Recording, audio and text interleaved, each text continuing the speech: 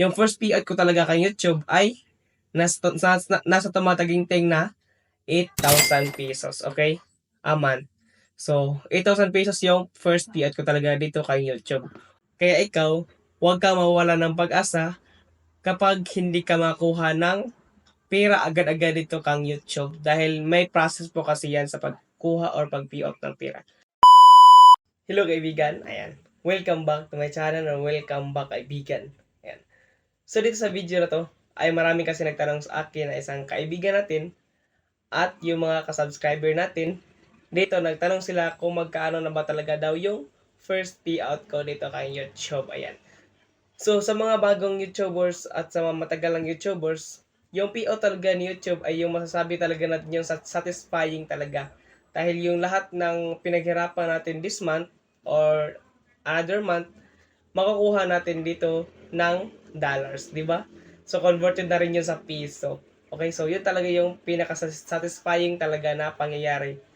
Pag once na makapag-payout tayo, lalo na yung mga first payout, katulad ko, nakapag first payout ako dito kang YouTube.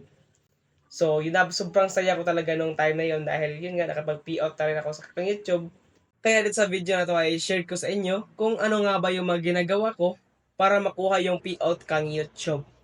At yun nga, sasabihin ko rin sa inyo kung magkaano talaga yung first payout ko kang YouTube. Okay? So, yun. Sasabihin ko na sa inyo kaibigan yung magkaano talaga yung first payout ko dito sa kang YouTube. Yung first payout ko talaga kang YouTube ay nasa tumataginting na 8,000 pesos. Okay? A month. So, 8,000 pesos yung first payout ko talaga dito kay YouTube. Mag-almost 9K yun. So, yung transaction na yun, ginawa ko siya ay wired transfer or bank-to-bank transfer. So, yun yung ginawa ko doon sa YouTube para makapag-payout ako. So, yun.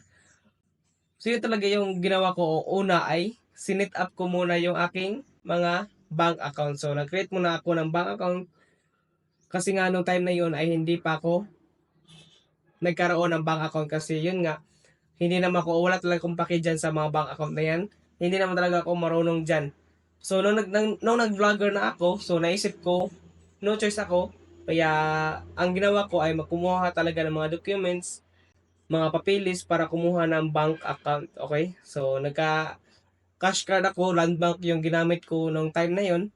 At hanggang ngayon, land bank talaga yung gamit ko. Legit naman talaga siya at dadating talaga sa atin yung pera natin. So, yun. So, noong time na yun, na-set up ko na sa aking AdSense. Tapos, dumating na nga yung time na 21st of the month, December nung time na yun. So, doon, 21st, nag-antay ako, nag-email si YouTube sa akin. I mean si AdSense na nasend na po nila yung pera ko through my bank account. So, yun, nasend na po talaga at ito po yung email niya. So, yun, nasend na po niya. Tapos, antay lang po ako ng within 3 to 7 days bago nila send talaga sa ating mga bank account at ma-receive natin yung pera. Converted na yan sa piso. Okay? So, yun. Pasko ng time na yun, kaya holiday yung 3 araw dun. So, which is 26, 27 at 28 na lang yung pwede ko talagang ma-receive ng pera. So, nakuha ko siya almost mag 7 to 8 days na lang siya. So, nakuha ko siya 7 to 8 days. Medyo matagal nga, pero yun, nakuha ko rin naman yung 8K or almost 8K kapin. So, nakuha ko po siya. So, yun, di ba?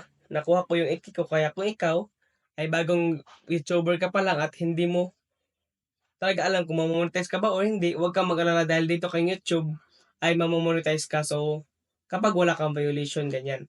Alamin niyo yung mga bawal at hindi bawal kay YouTube dahil yun talaga yung pinaka-importante sa lahat para hindi magka-violation yung ating mga account. So, yun. Okay, so mag-ingat po tayo dito sa kang YouTube para makuha po natin yung payout natin at mamonetize tayo. Okay, so yun, huwag kayong mag-alala kahit matagal kayong magkaroon ng 1,000 subscribers at 4,000 watch hours. Sa kalaunan din naman ay makuha niyo po yan. So sa akin kasi, almost 7 to 8 months ako bago ko na-monetize dito kay YouTube. So yun, talagang tiis-tiis muna bago yung grasya. So ganyan talaga yung dapat nating malaman dito na hindi siya talaga madali. Mahirap talaga maging vlogger pero yun nga, kapag gusto mo talagang kumita ng pera, ng passive income, kailangan mo talagang tiisin. Okay? Para kumita ka rin. Kaya ikaw, huwag kang mawawala ng pag-asa kapag hindi ka makuha ng pera agad-agad dito kang YouTube. Dahil may process po kasi yan sa pagkuha or pag-payout ng pera. Kaya, okay? So, yun, kaibigan, and I hope manutulan kita sa video na to. And thank you for watching. And kung meron kang mga katanungan, don't forget to comment dyan sa baba, sa below, para masagot ko po yan at magawa ng content. So, yun lang kaibigan, and maraming salamat sa panood. And thank you for watching. God bless.